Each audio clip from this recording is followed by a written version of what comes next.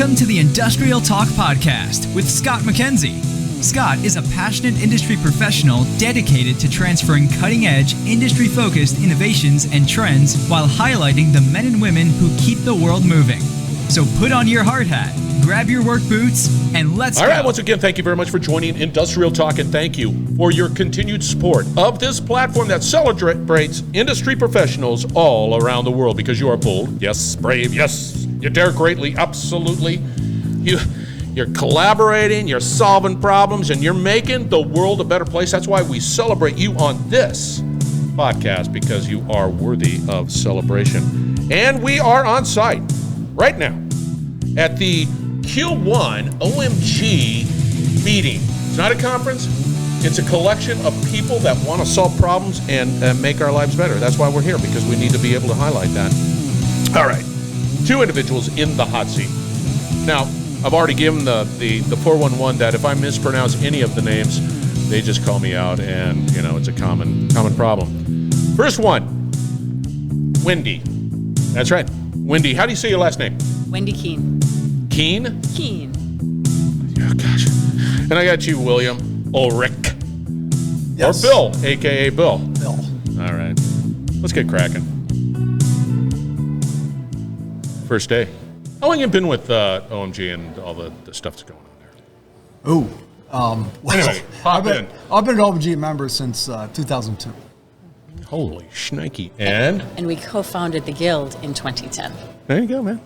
The Guild. We're going to... Here's the funny thing. It's how many names can we use to define a collection of people? You know, because we've got the consortium, and it's like, oh, okay. Then you got teams, and now the Guild. Winner, chicken dinner. All right, for the listeners out there, we need a level set, and I'm going to start with you, Whynde.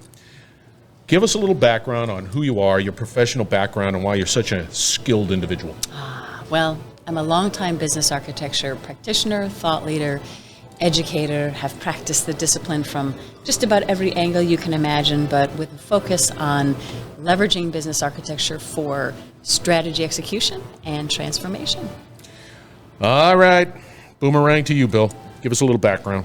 Business and IT transformation, career too long to talk about the early days, but been working with organizations, originally more from an IT, but now more from a business, or both. So business and IT transformation, focused on that, help them get to where they want to go when they are trying to go somewhere. All right, for the individuals listening out there, and I want to make sure that we understand where we're coming from before we get into the topics, because I have questions right here, so I won't miss out. I want to understand the definition of architecture. Definition of architecture. Yeah, just give it to me, because it's right here. It's on my... Yeah. It's essentially, generically, a structural representation of whatever the topic is. You have in front of you business architecture, but there's many kinds of architecture. Building, roads. Yeah, oh yeah. Right? Yeah. And also technology. But this is not technology. This is about the business specifically. I'm digging that. Okay, I'm digging that. All right, let's get into the topic. And it is, look at that. The first question. Tell us about business architecture. I got structural architecture. I've got, IT architecture. I've got all this architecture. Define that. I want to go to you, Bill. Do you go to you, Bill? Yes, you can go to me. Okay. A structural representation of your business. It looks at it from lots of different ways, but essentially breaks it down into clean bits and bytes, and not bits and bytes in technical sense, but in chunks, and breaks it down so that you can demonstrate how to improve to deliver value to your customers. That's the essence of business architecture. It looks at the organization in about 10 different ways, and then allows you to zoom in, zoom out, so that you have a clarity of understanding, so when you execute strategy, you can be successful in doing that. Whynde, why is that important? Why is, because I've been around the block a couple of times, and it's like, is it part of process mapping? Why is this important for business too? begin to embrace? Yeah, well, as Bill was saying, it's this very important view of organizations, and in it, keep in mind it's a holistic view, right? Business architecture brings something to the table that no other technique is, which is a view of the whole. What does an entire organization do in the ecosystem in which it operates? And why that's so important is for, thinking about the value of business architecture, to help us inform and translate strategy and shape work at a macro level, to help organizations make better and more holistic decisions, and to design and redesign. And I want to play off one thing. You said the word process. Yeah. It is absolutely not about Thank God. business process modeling. I was going to sit there and I felt a little burp come up in the back of my throat. It is absolutely nothing to do with business process modeling. That is how you do things. Yeah. And it usually digs into the weeds, and it usually gets lost in the weeds before it can come back up. Oh, yeah. We don't do that. Okay, coming at you. And I know that we have a summit coming up. So I'm not going to go down that road because I know you want to talk about it, but I'm still on this whole thing about business architecture because I can be. Give us, when you say, and when he was talking about this, holistic. Bill, what does that mean? We take an organization, their ecosystem, not just where the company starts and stops, but the full ecosystem. FedEx is actually like 7 or 8 or 9 different companies. We look at the whole. I'm going to interrupt. I just need to know, give me an example of one of those elements. Like, one of the elements is express. Another one's ground. Another one, so it goes on. They're separate organizations. Yeah. We look at the whole thing. Yeah. We just don't look at a piece of it, right? Because if you look at a piece of it, now you're carving out pieces and you're only looking at your customer from one angle, not every angle. So then you lose that. So if you don't look at it holistically, you can't deliver customer value. But Whynde, there's a culture that exists in my organization, and I don't want to talk to Bill. I don't want to do that. I have my own little world over here. How do you deal with that? You have pretty much articulated the fundamental challenge.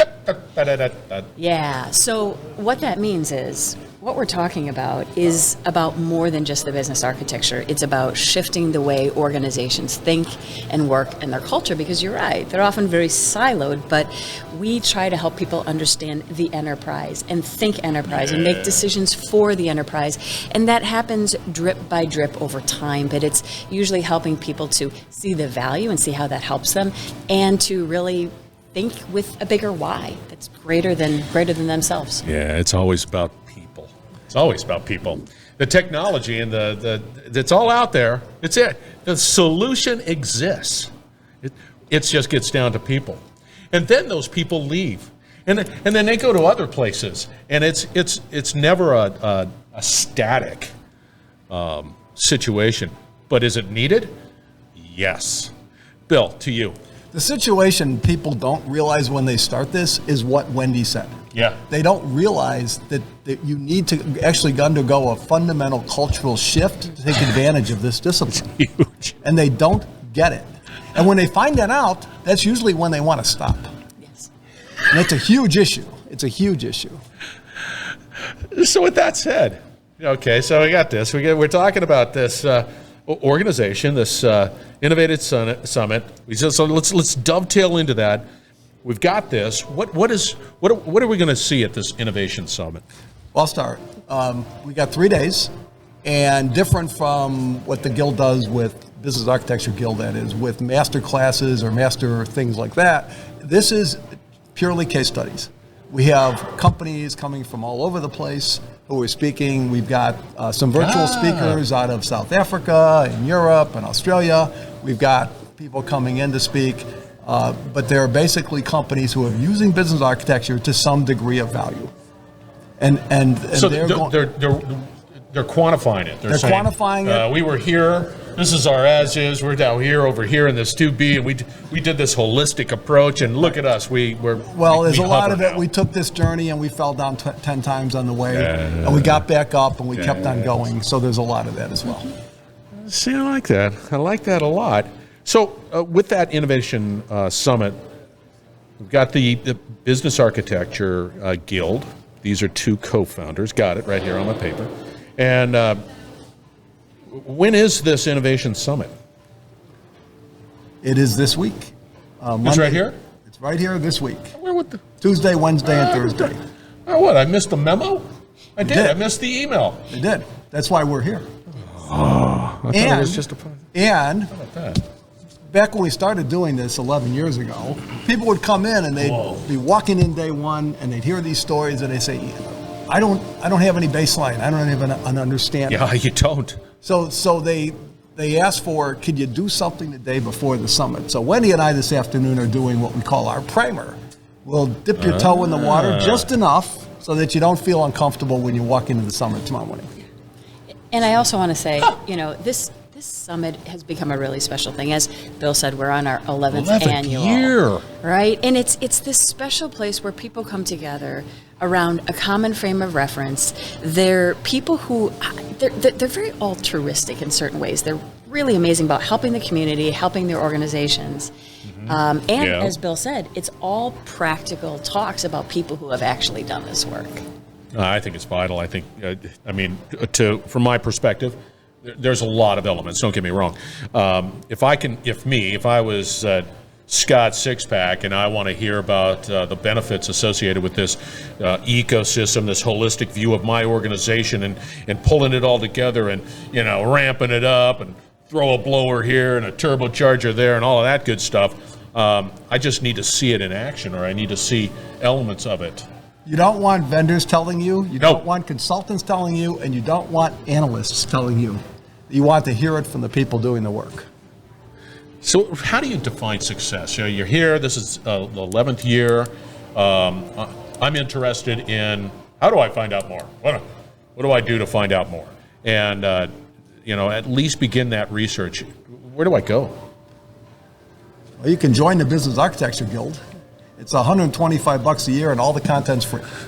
So, and it's a not-for-profit. Nobody makes any money on it. In fact, the Business Architecture Guild doesn't take a nickel from the summit revenue coming in here this week. It's all donated. We don't get any money, actually. Well, at $125, I mean. No, that's not the summit price. That's the member price. Well, I got it. Even at that, it's like you're not saying woohoo. But the guild is again not for profit. We're not looking for money. We're looking to spread the mission of the topic. And I love it. As part of that, and with Guild membership, there's a business architecture body of knowledge. It's called the BizBot Guide. And so that is really the definitive source of here's what business architecture is, here's how it connects to other things, and here's how you use it. And the best part is it's created by practitioners around the world. So let's take me through something. I'm going to have to run this out. I say, hey, I'm interested. And I come talk to you, and I participate, and I'm having a grand old time, and I'm like, going, this is good, and I get the documentation. What is your suggestion and recommendation for me as I go into this organization that I have a real passion to help them succeed, and I'm really sort of changing the way the thing? How do you counsel me to go forward with? I got it. What do I do? Somebody. Fantastic question, right? This actually gets back to the culture point that we were all talking about before, because, the first thing is understanding what is business architecture, what is it not. That's the first step, as you're saying. But the second is it's really focusing on what is the value. How can I use this in our organization? Absolutely. There are other key aspects of that, like, business sponsorship is tremendously important, especially to, set the vision and get around some of those cultural challenges. But understanding the value, then you build your business architecture baseline, you leverage it to, deliver that value. You then basically expand the knowledge base and expand the practice over time as it continues to gain traction. Do I have ways of measuring? I would say, in theory, we could measure what I like to call the ROBAI, return on business architecture investment. So, for very minuscule an investment, honestly, what's the dollars saved? What's the, decisions that were not good that we didn't make? What compliance fines did we head off? Whatever it might be. But the how we measure success is also very much tied to how the organization is leveraging it for value, right? So if they're leveraging it for strategy to execution, it might be how quickly they can get ideas to action, or what part of the investment portfolio is, aligned to the strategic direction. Most organizations are only using 2 to 5% of the potential of business architecture. It's sort of like my brain. Little narrow, just like the brain, little narrow, not using it strategically, not using it at the other end of implementation, not using it end to end, and not using it on a broad scale. So there's so much growth that has to happen. But the one measure I would say is something I don't think organizations measure well. There's 2 things they don't measure well, although there are industry statistics. The strategies I set forth last year and the year before and the year before, how many of those have I succeeded at? They don't like to measure that because it looks like management failure. Yeah, right? It does. So if you don't measure that today, it's kind of hard to say, well, we've improved that, right? How many projects did you actually complete on time and on budget and delivered the value that they said, right? The percentages are that under 30% are actually successful, right? People don't like to measure that because then they all of a sudden they're blaming people, right? There's no blame. It's because organizations collectively are unstructured sort of things glopped together, right? Yeah. Without that visibility. So if you bring the visibility, those numbers should start shifting back the other direction. Yeah, that's a tough one. But if you don't want to measure what you don't do well because you want to hide it, it's not really helpful. Normally, those strategies and those goals sit on a shelf in my office, and it collects dust, and I have it year by year by year, but I never really go back. And one of the challenges would be if I had that sort of evaluation, that review of how we achieved and not, or even throughout the year. So let's say the end of the year is not a surprise. Let's say, we knew that. But it's a lot of work, and it's so important. I always tell people, start measuring that now. Yeah. Because when management wants to know, how do we know we're improving? And they don't have any stats on it, maybe it would be useful to know that you're doing a terrible job today at these things to then be able to start to target to invest in fixing it. Whynde, can I just sort of take an incremental approach? I don't have to, when you say holistically, that seems to me like the Big Bang Theory, but can I say, hey, I want to take this sliver here, whatever that sliver might be, and then, learn to walk a little bit, and then track, and then do what I need to do. Can I do that? Most certainly, it's the only way to do it, right? Because it's a pretty big elephant to eat. So the key, though, is when you're building your business architecture baseline, it's capabilities and value streams and information concepts. You need to build with the enterprise in mind. Right? That's where we need to have the holistic view. Now you can go detail that out over time as you have the need, but we do need that big picture. And then in terms of leveraging business architecture for a usage scenario, you could translate one strategy, or you could frame the, next year's investment with it. So it is bit by bit at a time, prove the value, and there we go. What's that? I'm trying to blow holes in your value proposition. And you don't do that from scratch. You don't. The Business Architecture Guild has reference models you can start with, and they're free to members. For $125? For $125. Why don't you just round it up to 130, and boy, you just sit there and get a hamburger at There's some people in operations who want to do McDonald's. that, but that's another conversation. All right. This is where we ask the question. How do they get a hold of you, Bill? WMMULRICH at businessarchitectureguild.org. All right, that's one. Whynde, WHYNDE. So if that's for just FYI. That's it. All right. WHYNDE at businessarchitectureguild.org. And then I want to get involved. You have the URL. Of course you have the URL. Businessarchitectureguild.org. Yeah, of course you do. You guys are absolutely, absolutely wonderful. I really enjoyed this conversation, and I like it. I like it a lot. So you guys are wonderful. Have a great summit right here. Paperwork summit right there. All right. Thank you. You're going to have all the contact information for both these incredible professionals out on industrialtalk.com. So fear not. That'll be there. And of course, the URL will be there, and it'll be typed in correctly. It will be correctly right there. Anyway, go out to industrialtalk.com, reach out to these two, and you will not be disappointed, because you need to do better at your job, because we need you, because we celebrate. All right, stay tuned. We will be right back. You're listening to the Industrial Talk Podcast Network. Once again, thank you very much for joining Industrial Talk, and thank you for your continued support of a platform that celebrates industry professionals all around the world, because it is a human equation. The technology is the technology, but when you get right down to it, it is all about how you educate, how you collaborate, because that's what this platform is all about, and how you take that and innovate. A hearty thank you to both Whynde as well as William, and the company or the organization, which you need to get involved in, by the way, Business Architecture Guild. That's the Business Architecture Guild. And they're all about strategy, and you need that strategy. You know why you need that strategy? Is because you need to succeed. You need to be efficient. You need to know how to take advantage of opportunities so that you're around for a long time, because we need you. We need you in a big, big way. All right. Get connected.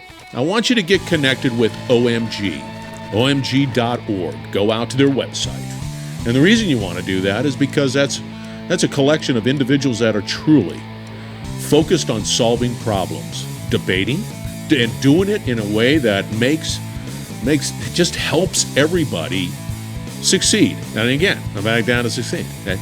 But go out to omg.org, and that's where we were. We were at the Q1 event. Now they're going to have a Q2, and they're going to have a Q3, and so on. But I got to tell you, the conversations are always great. The forward-thinking vision of these professionals always never disappoints. We're going to have more coming from this particular event, big time, as well as the Q4. So, be bold, be brave. Dare greatly. Hang out with William and Whynde, and you will change the world. We're going to have another great conversation shortly, so stay tuned.